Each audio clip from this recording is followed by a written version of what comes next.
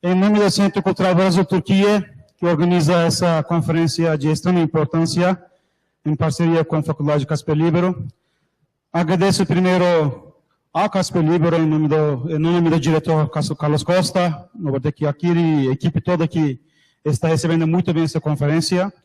Depois, agradeço aos convidados, os palestrantes, os conferencistas que vieram de várias partes do mundo e daqui do Brasil, os queridos brasileiros. E todos vocês por esse grande interesse e por estarem conosco aqui para acompanhar essa conferência. Eu vou fazer, na verdade, o meu discurso no final do evento, amanhã à tarde. Portanto, não vou me estender, apenas faço a abertura oficialmente. Convido o professor Carlos Costa para que ele dê boas-vindas em nome da Casper Libero. Muito obrigado e tenha uma ótima conferência.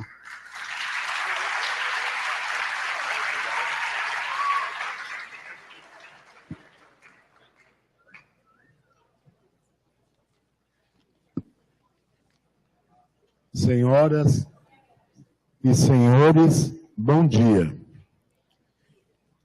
Eu quero começar esse evento pedindo a todos vocês, porque hoje é o Dia da Mulher, uma salva de palmas para todas as mulheres do Egito.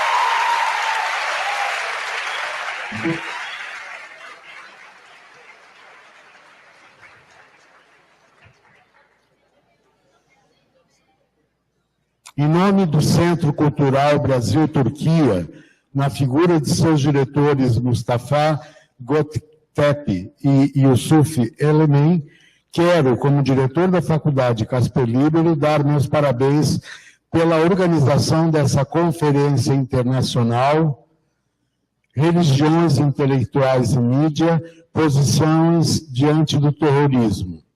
Encontro realizado em parceria com o Instituto de Estudos Avançados da Universidade de São Paulo, com a Faculdade de Ciências Sociais da Pontifícia Universidade Católica de São Paulo, também com o Instituto de História da Universidade Federal do Rio de Janeiro, com a Faculdade Paulus de Tecnologia e Comunicação e com o Centro de Estudos em Geopolíticas e Relações Internacionais da Universidade Paulista, a Unip. Parabéns a todos nós por essa iniciativa. Quero dar minha especial saudação ao Dr. Bernardo Sorge, do Conselho Acadêmico desta conferência, e ao nobre professor Mário Sérgio Cortella, paranaense de Londrina, como eu, que abrirá sua palestra, com sua palestra esses trabalhos. Também quero dar os cumprimentos ao reverendo Dirk Fica, do Conselho Mundial de Religiões, a Dom Júlio Acamani, bispo auxiliar de São Paulo, e uma referência especial ao Rabino Michel Schlesinger, bacharel em Direito pela USP, mestre em Talmud pelo Seminário Rabínico Chester, em Jerusalém. Também uma menção ao Dr. Samir Budnar, diretor do Centro de Pesquisas e Estudos em Temas Humanos e Sociais, ao advogado e professor Jorge Lasmar, ao escritor Kerem Balsi, editor-chefe da revista Turkish Review, colunista do jornal Zaman e da edição inglesa Today Zaman, do grupo de mídia Zaman Group da Turquia. Registro também a participação do jornalista Lorival Santana, analista da rádio BCN, ex-repórter internacional do jornal Estado de São Paulo, especialistas em coberturas de guerras e conflitos, tendo também coberto diversas eleições. Faço também menção à participação da especialista Seg Akar Chesme, que, formado em Ciência Política e Administração Pública pela Universidade Bilkent de Ankara, ela trabalhou durante anos no gabinete presidencial da Turquia, de 2008 a 2010. Haverá uma homenagem à senhora, porque ela não pôde comparecer, e vocês saberão logo por quê. E a professora Samira Adel Osman, historiadora pela Universidade de São Paulo, onde fez graduação, mestrado e doutorado em História, e hoje ela é professora de História da Ásia na Unifesp e coordenadora do curso de História. Provavelmente eu deixei muitos nomes de fora, peço desculpas a quem não foi citado. Meus cumprimentos a todos. Em agosto de 2009, aconteceu aqui na Casper Libero o seminário Jornalismo de Paz em Tempos de Conflitos, organizado pelo programa de pós-graduação da faculdade. O convidado especial daquela ocasião foi o jornalista e pesquisador Dov Shinar. Paulistano da Bela Vista, o professor Shinar vive em Israel desde 1950 e ali coordena o curso de graduação e o Centro de Estudos de Conflito, Guerra e Paz da Escola de Comunicação de Netânia, de Israel. O Shinar é formado em Sociologia e Ciência Política pela Universidade Hebraica, onde ele tirou o seu diploma de doutorado. Para o Dov Shinar, a cobertura jornalística dos conflitos pode ser observada, sobretudo, sob dois pontos de vista. O primeiro ponto de vista é o do proprietário do meio de comunicação. Para o dono do negócio, a guerra é a galinha dos ovos de ouro. A espetacularização do conflito interessa aos donos da comunicação, pois o apelo imagético garante bons índices de audiência, e a audiência representa lucros. O segundo ponto de vista é o ponto de vista do jornalista. Para ele, a cobertura do conflito é a vaca sagrada, pois estar próximo ao campo de batalha confere ao profissional um prestígio inestimável. Muitos dos meus alunos, no primeiro ano, quando eu dava aula, queriam ser repórteres de guerra, né? Essa ideia glamurosa de estar perto do sofrimento do outro, né? Assim, a narrativa do jornalista é fundamental para a construção da realidade da guerra, baseada em interesse de prestígio pessoal e espetacularização dos conflitos em busca do valor de notícia, que é, digamos, o fim ou interesse da grande mídia. Eu estou aqui reproduzindo trechos da fala do professor Dov Shinar. Agora passo a falar. Praticar o jornalismo de paz é uma atividade na contramão desse suposto glamour, pois a paz não tem um apelo visual, além de exigir uma narrativa explicativa e densa conceitualmente. Para realizar essa tarefa, faz-se necessário um mergulho profundo em valores de ética vitais ao fazer jornalístico da paz. A paz não é o cessar-fogo. A paz não se expressa pela ausência da guerra, pela pausa. A paz se constrói e se enriquece com as relações humanas, as relações culturais, as relações comerciais, na vida normal e sem sobressalto das pessoas. E isso é tudo. Essa busca da convivência esbarra numa contradição básica entre a percepção do jornalismo hoje e sua contribuição para a paz. O valor de notícia, nesse caso, deveria ser determinado por um jogo de soma zero entre os países ou grupos em conflitos. A soma zero é aquela em que todos ganham. Mas ocorre um curto-circuito quando o valor da notícia é definido pela circulação dos jornais, pela audiência que garante a venda dos espaços publicitários. E o que a audiência quer não é a paz.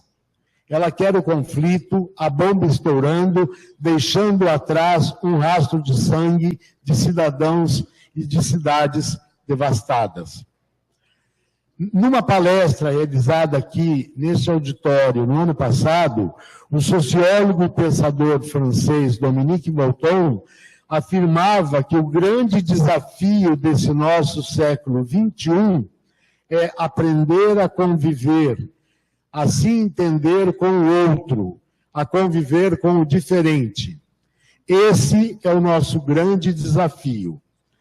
Muitas vezes pensamos que, por residir no Brasil, longe da Palestina, longe da Síria, longe do Afeganistão, esses temas não nos dizem respeito. E esse é um sério engano. Os fatos recentes de nosso Brasil, da Operação Lava Jato, mostram o contrário.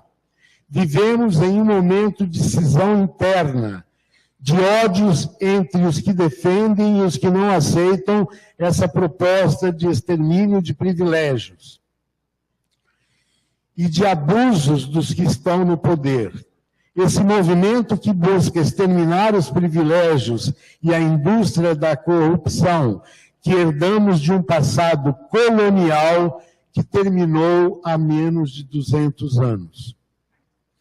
Nós também precisamos aprender a conviver com as diferenças, com o outro que pensa diferentemente de nós, a ouvir, a buscar e entender o outro. Creio que essa conferência internacional, religiões, intelectuais e mídia, posições diante do terrorismo, e eu acrescentaria diante da intolerância, seja um momento de reflexão e de amadurecimento para todos nós. Eu pediria agora 1 minuto de silêncio em honra e homenagem a todas as pessoas vítimas do terror, da intolerância que permeiam os nossos dias.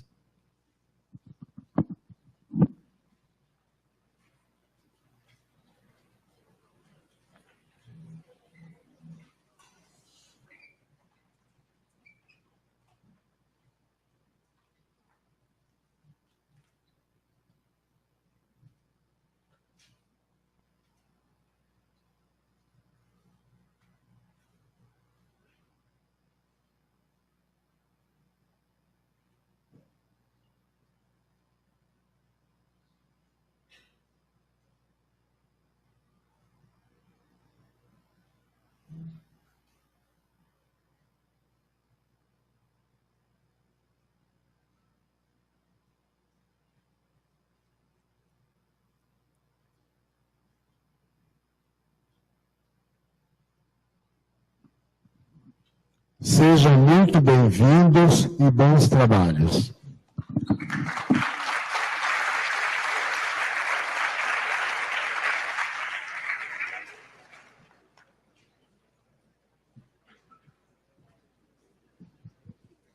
Bom dia a todos. Em nome do Conselho Acadêmico da Conferência, queria agradecer, em primeiro lugar, na pessoa do professor Carlos Roberto Costa e do querido companheiro participante do Conselho, professor Roberto Chiacchieri, a possibilidade de estar aqui presente com um público tão maravilhoso, em um auditório tão amplo que deu cabida e praticamente totalmente repleto por participantes. Muito obrigado. Em segundo lugar, gostaria de agradecer aos membros das mesas, em particular os visitantes que vieram do exterior para participar deste evento, mas também lembrar que uma pessoa que viria hoje, membro do jornal Zaman da Turquia, não está presente a causa da situação difícil dos ataques autoritários à liberdade de imprensa que está sofrendo hoje esse país. A nossa solidariedade com as pessoas que gostaríamos e queriam estar presentes e não poderão estar.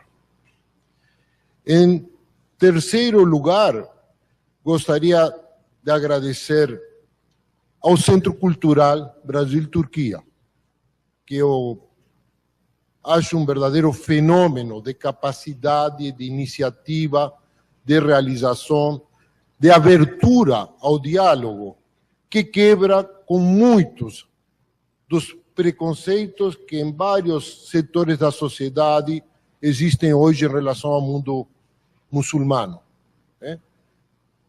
O Centro Brasil-Turquia é um centro aberto ao diálogo, mas não aberto no sentido passivo. Promove ativamente a discussão com valores democráticos, com abertura à diversidade, e realmente devo parabenizar vocês por esse belíssimo trabalho. Tenho certeza que falo em nome de todos os membros do Conselho Acadêmico pelo trabalho que vocês têm realizado. Parabéns. E, entre essas iniciativas, este evento. Um evento que, devemos reconhecer, é bastante excepcional no panorama intelectual brasileiro. Como o professor Carlos Roberto Costa lembrou, no Brasil, para bem e para mal, vivemos uma certa insularidade. E, sem dúvida, temos enormes problemas sociais, políticos, conhecidos por todos, mas, ao mesmo tempo, um certo isolamento do mundo que nos mantém ao abrigo relativo de problemas que hoje estão destruindo sociedades, culturas, povos, estados e civilizações. Esta conferência não pretende resolver nem dar respostas unívocas a nenhum dos problemas que estaremos tratando. Reconhecemos, nós, membros do Conselho Acadêmico, que estamos tratando um tema complexo, que, para que não fique um debate vazio ou politizado em forma unilateral, ideologizado demais, exige estudar, compreender os contextos nos quais os fenômenos discutidos estão sendo analisados. Então, o objetivo principal deste encontro não é fechar, é abrir, entender, receber informação de especialistas, de situações que acontecem no mundo, análises, a partir de um ângulo particular, que é o tema da conferência, que é mídia, religiões e o papel dos intelectuais. Volto a insistir, não há na estrutura de participantes nenhuma escolha particular em relação a tal ou qual postura. Você vai encontrar uma diversidade, inclusive porque se trata disto, de promover o diálogo, mas também de promover informação, conhecimento de um tema que é fundamental hoje para o futuro do mundo. Por mais que seja um tema difícil intelectualmente, eu sou cientista social, eu sei das dificuldades de tratar desse tema em uma forma rigorosa, ainda que sempre, obviamente, orientada por valores, mas, mesmo assim, é um tema difícil de ser tratado, que exige muito estudo, muita compreensão, muita abertura e disposição ao diálogo, à compreensão do outro, e entender, como o professor Carlos Roberto Costa lembrou, no qual muitos atores não têm diretamente a ver com o tema, mas afetam. A forma que hoje os meios de comunicação tratam, se apropriam do tema, não tem que ver nem com um lado ou com o outro, tem que ver com o próprio negócio e a promoção do negócio. Nada melhor que uma guerra para um meio de comunicação que vive e se alimenta de guerras, por exemplo. Agora, obviamente, o tema não se reduz a isso, há problemas de fundo, há questões de política internacional, há questões de modernidade, cultura, religião, democracia, que são complexos, que exigem um tratamento rigoroso, muita informação, e nós esperamos que esta conferência seja para vocês, o público presente, um momento de reflexão e que saiam daqui com mais informação, com mais dúvidas, com mais compreensão de um fenômeno que, queiramos ou não queiramos, nos gosta e também nos atinge. Muito obrigado e bem-vindos.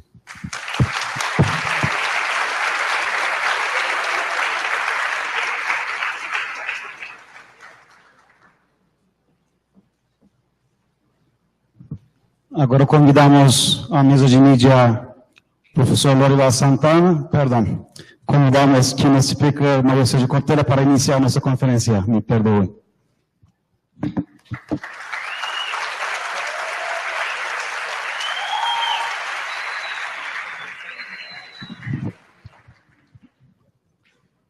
Muito bem, satisfação imensa encontrar tantos homens e mulheres que se recusam à covardia, que se recusam a ter aquilo que os latinos chamavam de ser pusilânime, isto é, fraco, incapaz de reagir àquilo que precisa ser afastado da nossa convivência, do nosso dia a dia e do nosso futuro.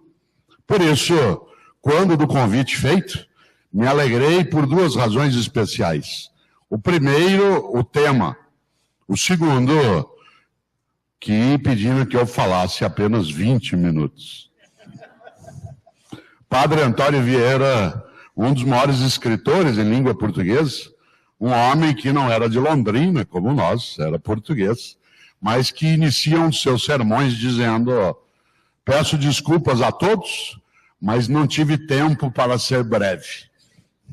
Eu terei tempo de sê-lo, e nesse tempo que tenho, quero, acima de qualquer coisa, lembrar da importância de nós não esquecermos que, como diz uma antiga frase, os ausentes nunca têm razão. Os ausentes nunca têm razão. E há situações na vida e na história, no dia a dia e no tempo, que omitir-se, silenciar, em grande medida, se aproxima da cumplicidade.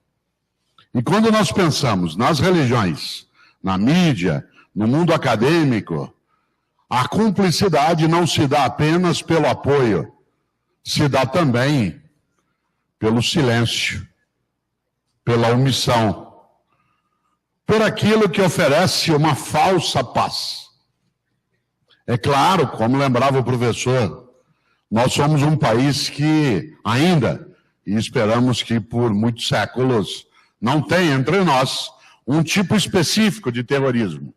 Temos outros modos, temos outras formas, cujos efeitos são assemelhados.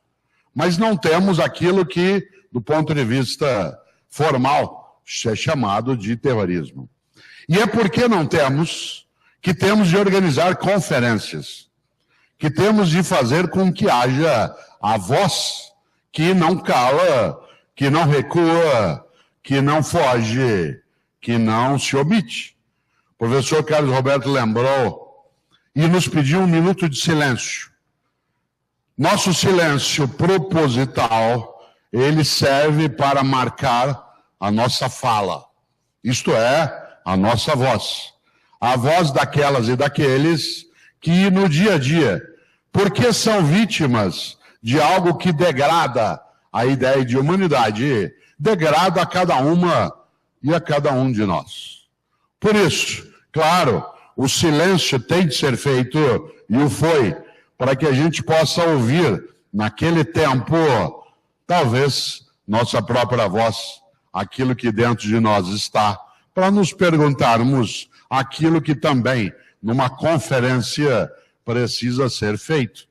Nós, quando aqui viemos também para conferir, e por isso é uma conferência, conferir qual é o nosso nível de credibilidade, enquanto capacidade de enfrentar, recusar, afastar tudo aquilo que apodrece a ideia de humanidade e, dentro dela, a ideia de fraternidade. Interessante, porque há um escritor, um poeta romano do século I, antes de Cristo, com todo respeito, Michel, ao antes de Cristo, né, que nosso rabino, mas usando a datação do calendário comum, né, daquilo que se chama de calendário comum, há um grande escritor, poeta, que muitos aqui conhecem e já leram. O homem escreveu várias comédias, ele que produzia aquilo que de literatura é chamado também, às vezes, de tragicomédia, um homem chamado Terêncio, Públio Terêncio. E Terêncio tem várias peças que foram muito afamadas no mundo medieval. Ele não teve tanto sucesso no seu próprio tempo, mas no mundo medieval é um dos autores que mais, por exemplo, influenciou Molière, né, um dos maiores escritores do nosso tempo de modernidade. Pois bem, se a gente lembra, Terêncio, entre as suas peças, tem uma delas que é clássica, cujo título, na tradução do grego para o português, é O Homem que Puniu a Si Mesmo. O Homem que Puniu a Si Mesmo. Aliás, só por curiosidade, Terêncio nasceu em Cartago, cidade que hoje faz parte daquilo que se chama hoje de Tunísia. Ele, Terêncio, ao escrever a obra O Homem que Puniu a Si Mesmo, ali inseriu uma frase que é quase um lema. Aliás, vários pensadores na história adotaram essa máxima de Terêncio como sendo a sua própria máxima, entre eles Karl Marx, no século XIX, que colocava essa máxima de Terêncio como sendo o seu lema de vida. Terêncio escreveu na peça O Homem que Puniu a Si Mesmo. Aliás, lembrando que o terrorismo é o homem que puniu a si mesmo. É o humano que se fere. É a humanidade que sangra naquilo que deveria ser cuidado e protegido. Ele escreveu, sou homem. E por isso, tudo que é humano não me é estranho. Disse Terêncio, repito, sou um homem. Portanto, tudo que é humano não me é estranho.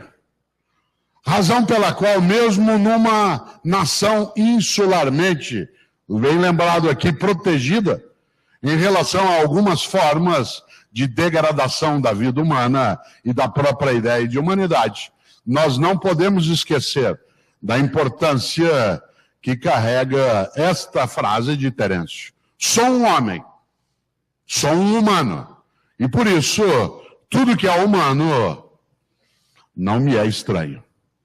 Uma conferência como essa, nesses dias, terá, nesses 2 dias, uma tarefa especial. Aclarar qual é o nosso desejo e prática de humanidade e qual é a nossa ideia do que significa, de fato, ser humano. Interessante porque, quando eu lembro de Terêncio, nessa frase, sempre vem à tona uma expressão extremamente aterrorizante para mim. Quem aqui não é brasileiro, talvez nunca tenha tido a chance de ler aquele que é o maior dos escritores da nossa pátria, que é Machado de Assis. Machado de Assis, um homem que inclusive foi um dos fundadores da Academia Brasileira de Letras, há várias obras dele traduzidas em muitos idiomas, um homem do final do século XIX, um homem que era afrodescendente e que muitas vezes assim não é identificado. Há um processo também de intolerância em relação àqueles ou aquelas que, não sendo reconhecidos como principais, acabam sendo embranquecidos numa sociedade extensamente de poderio indo-europeu. Por isso, Machado de Assis, embora negro, muitas e muitas pessoas que o leram e o estudaram não identificariam nele esta característica, isto é, essa condição.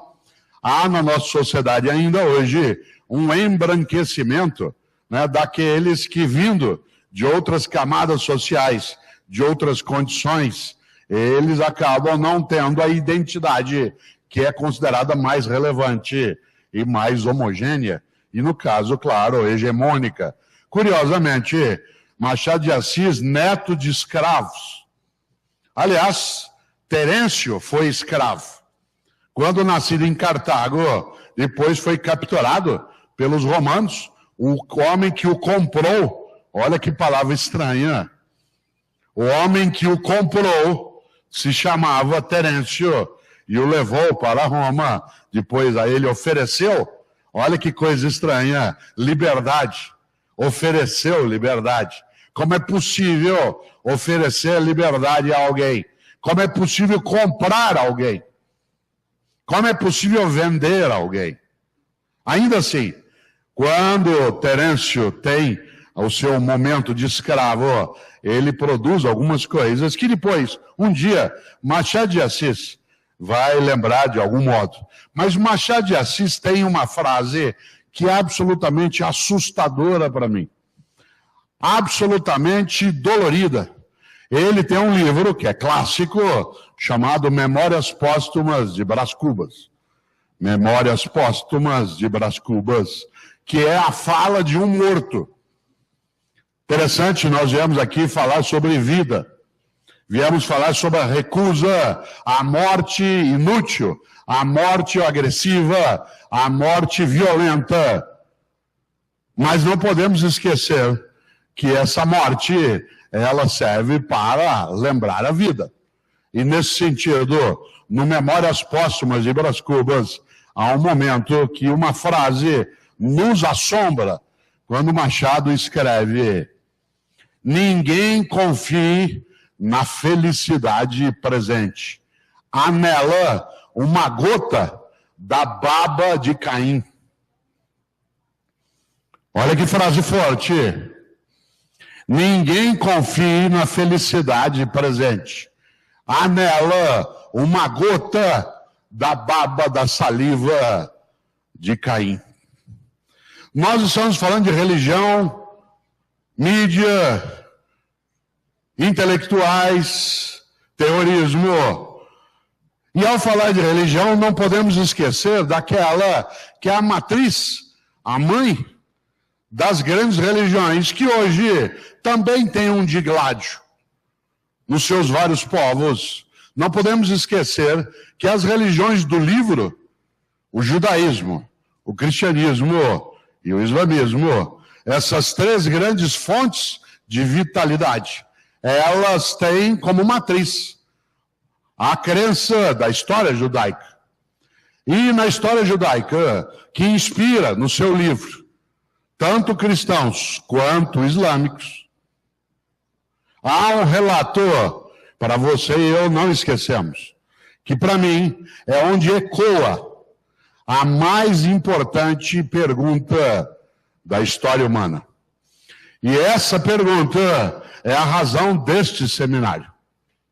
A razão de nós fazermos uma conferência que traz à tona nossa decência, nossa honradez, nossa possibilidade, não de maneira soberba, levantarmos o nariz e dizer, cá estamos para pensar, mas trazer à cena as preocupações com humildade, para aprender, para perceber, para saber. Talvez essa pergunta que está no livro sagrado dos judeus, absorvido em parte, no mundo cristão, em outra parte no mundo islâmico, na narrativa, que na crença islâmica é feita a Muhammad por Gabriel, o anjo. Há a necessidade de nós não esquecermos de algo que está lá no livro do Gênesis. No livro de Gênesis, no capítulo 4, há um episódio que vários aqui já ouviram falar, outros já leram, outros foram ao texto, mas esse episódio, ele é marcante, porque ele expressa a própria essência de uma crença terrorista na vida. No capítulo 4 do livro do Gênesis, se relata o assassinato de Abel por Caim. Vocês se lembram, quem já leu ou quem já ouviu, que Caim e Abel, filhos do pai original na crença judaica, depois incorporada, eles estão ali no lugar que houvera sido com exclusividade o paraíso, e Abel é convidado por Caim para uma volta. E nessa volta, Abel é por Caim assassinado. Quando Abel é assassinado por Caim, isto é, quando nós temos a narrativa do primeiro, infelizmente não único, mas do primeiro fratricídio. No capítulo 4, versículo 9, Javé, com os muitos nomes que pode ter, ou com os nomes que não tem, faz a Caim a pergunta decisiva na história humana, aquela que impede nossa pusilanimidade, nossa covardia, nossa capacidade de sermos, de fato, honrosos. Pergunta Javé a Caim: onde está teu irmão? Onde está teu irmão? E essa pergunta ecoa desde a literatura judaica, ou no caso de quem tem a crença, há quase 6.000 anos de história do mundo, ou para aqueles que têm um respeito à diversidade religiosa, numa das fontes da inteligência humana. Essa pergunta ecoa para você e para mim, e eu espero que ela ecoe durante toda a conferência, porque é ela que marca a nossa capacidade de não desertificarmos nosso futuro, não esterilizarmos nossos sonhos, não banalizarmos nossa vida. De novo a pergunta: onde está teu irmão? Nessa hora diz o texto que no próprio versículo 9, o Caim responde: não sei. Por acaso serei eu guarda do meu irmão? Por acaso tenho eu que tomar conta do meu irmão? Uma conferência é para nós erigirmos, construirmos lugares onde a gente não faça como Caim. Isto é, que essa pergunta, por acaso, o que eu tenho a ver com o outro, que ela não tenha lugar entre nós. Por isso, quando no nosso país nós temos uma conferência como essa, é porque nós temos sim de entender que nós somos guardas também do irmão e da irmã, que aqui não estando, poderiam sê-la. E que sendo humanos, estranhos a nós não são. Quando nós anestesiamos nossa capacidade de perguntar e responder onde está nosso irmão, há uma falência da nossa esperança, há um apodrecimento da nossa honradez. Nós demoramos um pouco para entender o que acontecia aqui no Brasil em relação aos refugiados, aqueles que, humanos e humanas de qualquer idade, na Europa chegavam desesperados em busca de vida. Nós percebemos o que era quando, ano passado, vimos a foto do menino morto na praia. Nós não tínhamos nos dado conta do quanto há de dor, mesmo que seja notícia, mesmo que seja a má notícia, mesmo que seja a notícia que a gente não quer ter, e aquela simbólica imagem, que é muito mais impactante até do que outros atos de violência, embora todos tenham equivalência, porque sendo violência o são.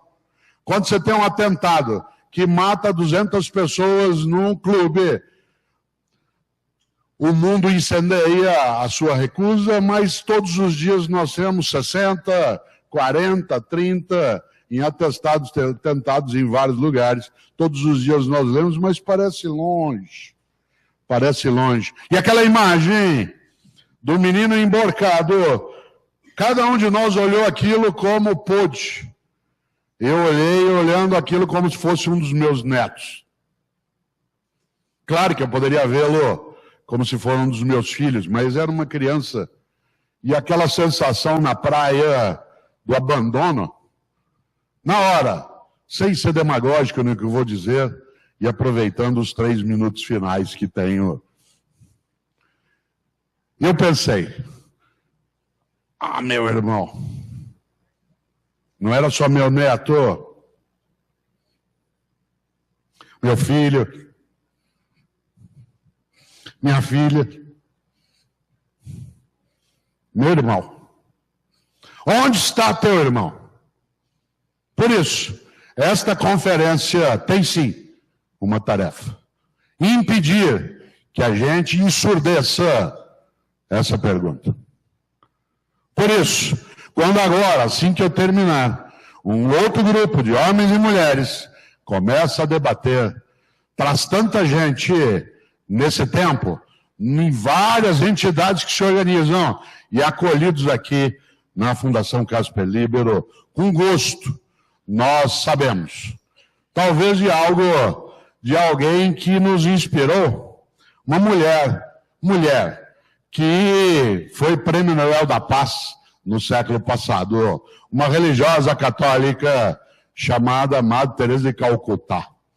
Nascida na Albânia, foi para o mundo da Índia, daquilo que depois é o Paquistão, e lá ficou.